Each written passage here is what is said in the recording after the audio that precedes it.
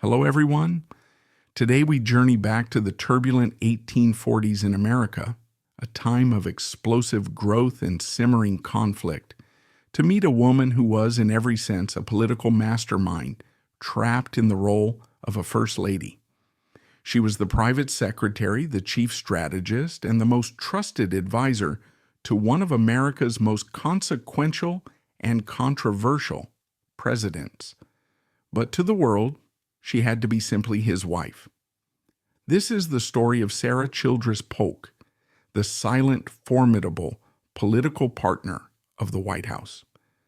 To understand the remarkable woman Sarah Polk would become, we must first immerse ourselves in the world that created her. The early 19th century in America was a time of profound contradiction. The nation was intoxicated with the ideals of Jacksonian democracy, the rise of the common man, a celebration of rugged individualism, and an expansionist fervor that would soon be called manifest destiny. Yet this new age of opportunity for men was built upon a social order that was for women more restrictive than ever. The prevailing ideology was that of separate spheres.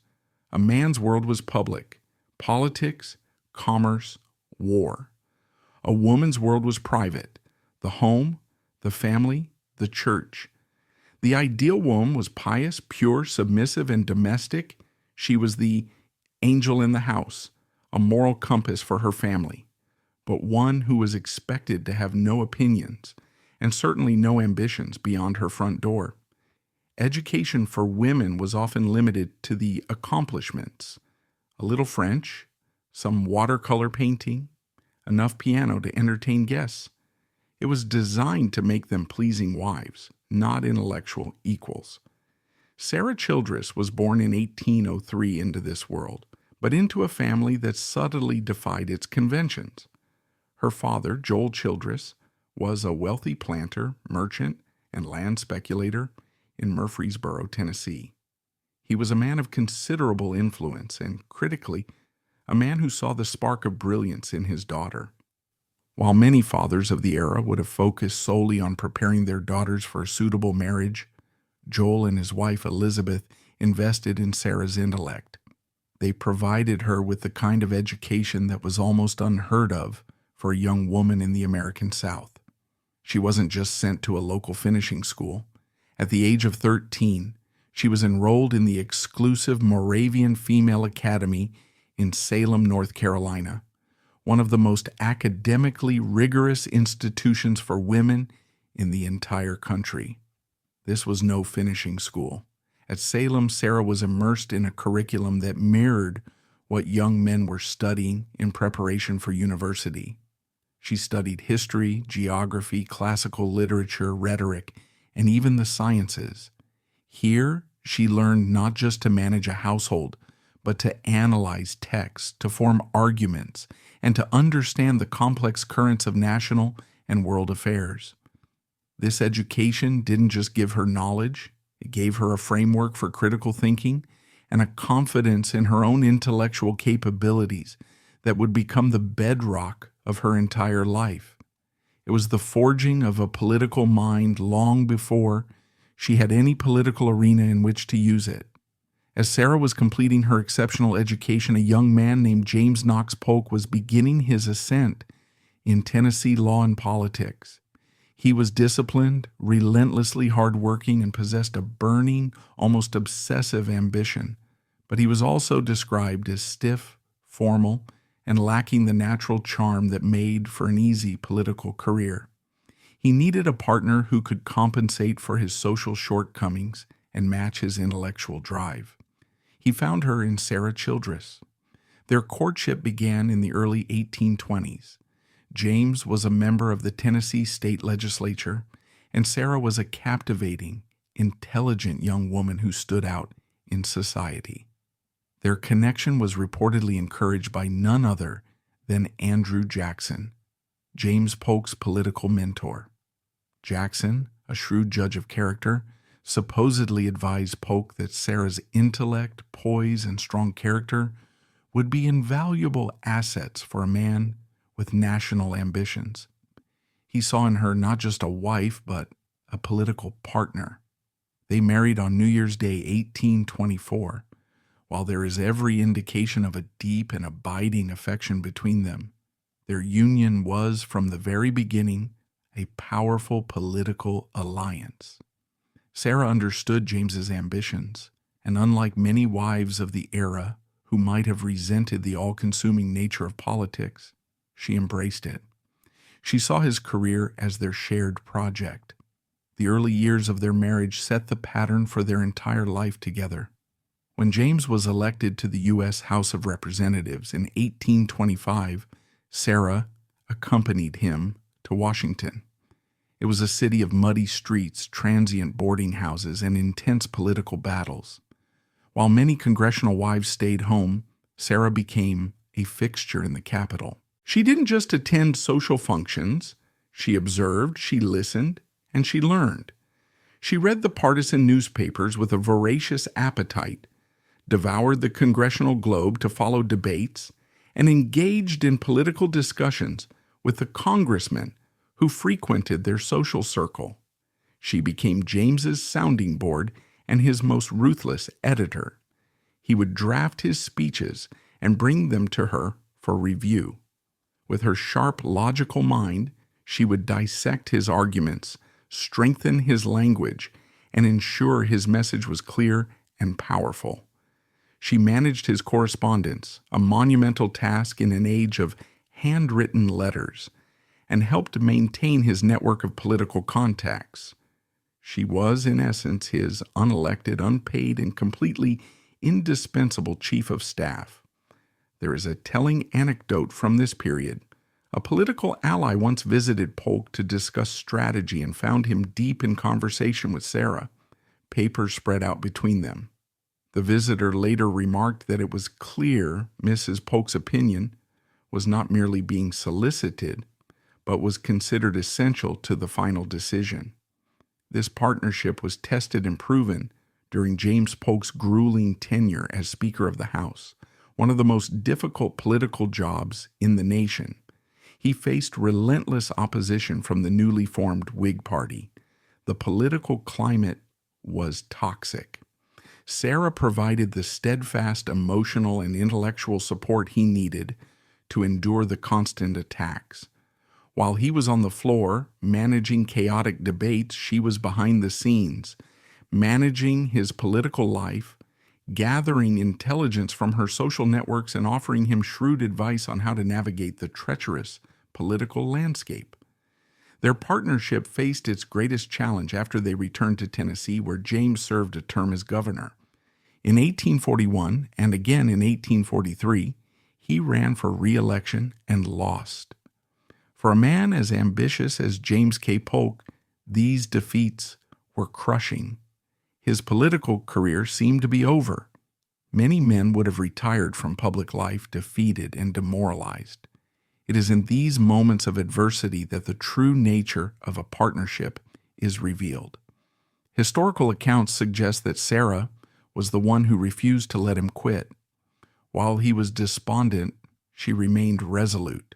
She encouraged him, strategized with him, and kept their political connections alive. She believed his work was not done. It was this unwavering belief, this refusal to accept defeat, that kept his ambitions simmering. This period is a little discussed but crucial chapter in their story. It was Sarah's quiet strength during these years in the political wilderness that made his incredible comeback possible. And what a comeback it was! The presidential election of 1844 was supposed to be a contest between the Whig stalwart Henry Clay and the former Democratic president Martin Van Buren. James K. Polk wasn't even considered a serious contender for his party's nomination. He went to the Democratic National Convention hoping at best to be considered for the vice presidency, but the convention deadlocked. The party was fractured over the issue of annexing the Republic of Texas. Van Buren opposed it. The Southern delegates demanded it. For 8 ballots, no candidate could secure the necessary majority. Then, on the 9th ballot, the exhausted and divided delegates turned to a compromise candidate, a dark horse who was a staunch expansionist and a loyal Jacksonian Democrat, James K. Polk. The news was a political earthquake. Polk became the first dark horse candidate in American history to win a major party's nomination. The Whigs were initially gleeful, mocking the Democrats with the cry, "Who is James K. Polk?" They believed he was an unknown mediocrity who would be easily defeated.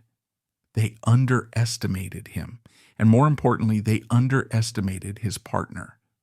During the brutal 1844 campaign, Sarah was the calm, organized center of the storm.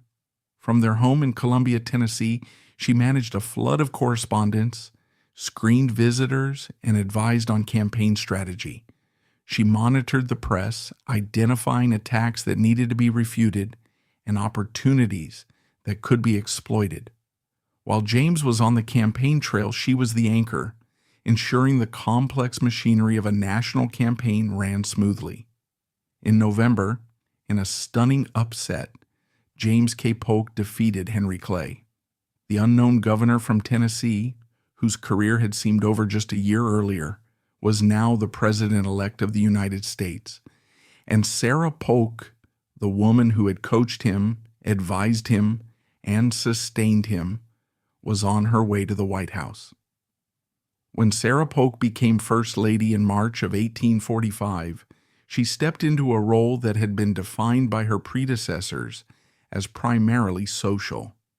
Dolly Madison had been the vivacious and charming hostess who saved George Washington's portrait. Louisa Adams had been the cultured but melancholic intellectual. Most First Ladies were expected to be graceful ornaments, presiding over dinners and teas, staying far removed from the dirty business of politics. Sarah Polk would have none of it. She understood the constraints of her position, but she was determined to make it one of substance. She immediately established a new tone for the White House. It would not be a place for frivolous entertainment. It would be the serious, hard-working nerve center of a purposeful administration. One of her most famous and controversial decisions was to ban dancing, hard liquor, and card playing from White House receptions. Her devout Presbyterian faith was certainly a factor, but this was also a calculated political move. The Polk administration had an incredibly ambitious agenda: acquire California from Mexico, settle the Oregon boundary dispute with Britain, lower the tariff, and establish an independent treasury. James Polk, a notorious workaholic, had pledged to accomplish all of it in a single 4-year term. There was no time for frivolity. By eliminating dancing and drinking, Sarah transformed White House events from glittering parties into focused political gatherings. Conversations were now centered on policy and national affairs. A reception hosted by Sarah Polk was an opportunity for congressmen, cabinet members, and diplomats to engage in serious discussion, with the president and his astute wife at the center of it all. Some in Washington society grumbled, calling her Sahara Sarah and deeming her reception stiff and boring, but others understood exactly what she was doing. She was using the tools of the domestic sphere, social entertaining, to achieve a political end, cultivating an atmosphere of solemn purpose that mirrored her husband's governing style. Her most significant influence, however, was exerted far from the public eye. Unlike any First Lady before her, Sarah Polk effectively became the president's private secretary. She did not confine herself to the residential quarters of the White House. She set up a desk in her husband's office and worked alongside him, often late into the night. Her daily routine was staggering. She would read a stack of newspapers from across the country, both Democratic and Whig. She would clip out articles of importance, marking key passages for the president to read. In doing so, she became his primary news aggregator, shaping the information he consumed and highlighting the political attacks or arguments she believed were most critical. She was also his gatekeeper. President Polk was famously overwhelmed by office seekers and political favor seekers. Sarah took on the role of screening his visitors, using her sharp political judgment to decide who was important enough to merit the president's limited time. Vice President George M. Dallas noted with a mixture of awe and frustration that it was often easier to get a meeting with the president himself than to get past the discerning Mrs. Polk. To reach the president, you first had to pass through her intellectual and political filter. This role placed her at the very heart of the Polk administration's most momentous decisions. Think about it. During the tense negotiations with Great Britain over the Oregon Territory, which brought the two nations to the brink of war with the slogan 54-40 or fight, it was Sarah who was curating the newspaper articles, both American and British, that informed the president's understanding of public and political opinion. During the Mexican-American War, a conflict that was both wildly popular and fiercely condemned, it was Sarah who was summarizing reports and managing the flow of information to a president consumed by his duties as commander-in-chief. She did not make policy, but she shaped the environment in which policy was made. She did not cast a vote, but her influence was felt in every corner of the executive branch. A fascinating quote from Senator William H. Haywood, Jr. reveals the truth that Washington insiders knew well. He said, "Mrs. Polk is a great politician. She is a better politician than her husband." This was the hidden reality of the Polk White House, a co-presidency, an intellectual and political partnership operating behind the facade of a traditional 19th century marriage.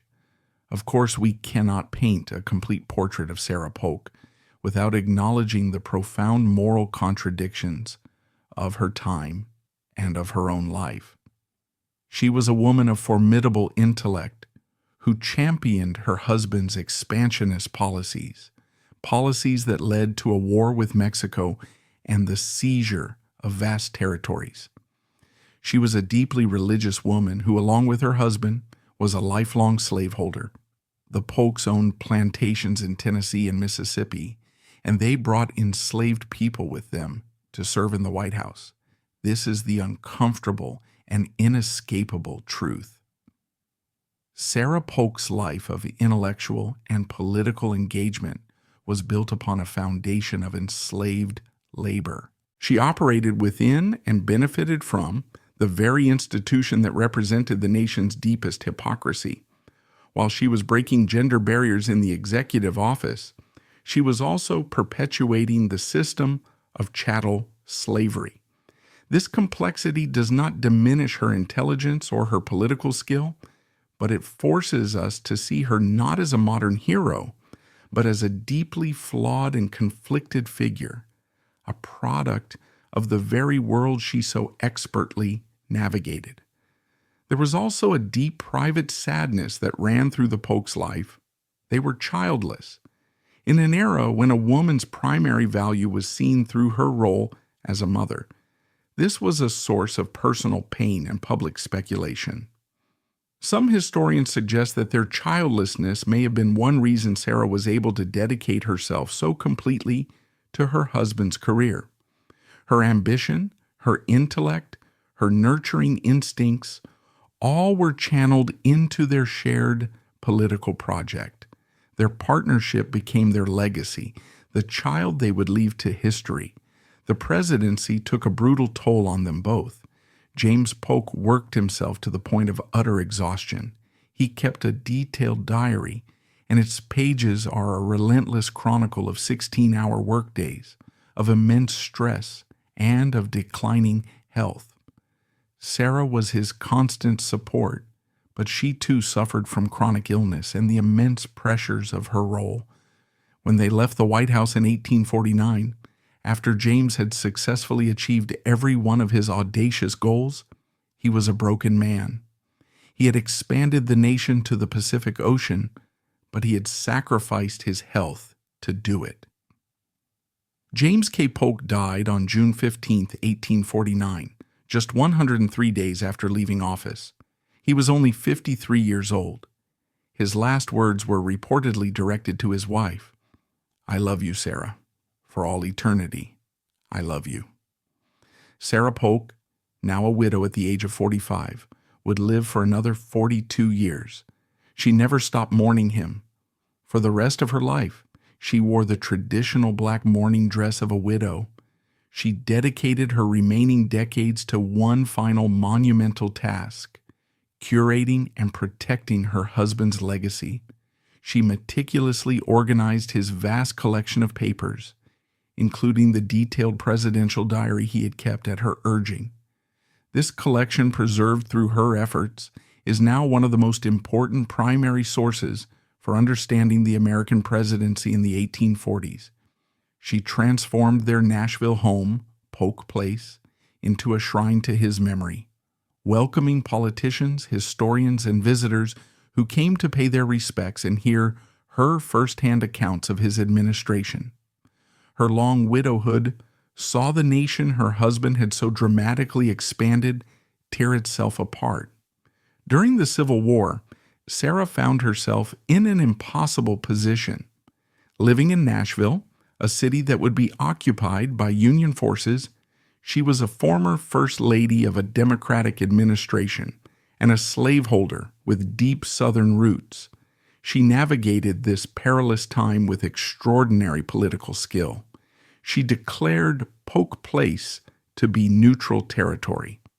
In a remarkable display of her enduring stature, she received and entertained generals and leaders from both the Union and the Confederacy who treated her and her home with profound respect. She was a living link to a bygone era, a symbol of a union that no longer existed.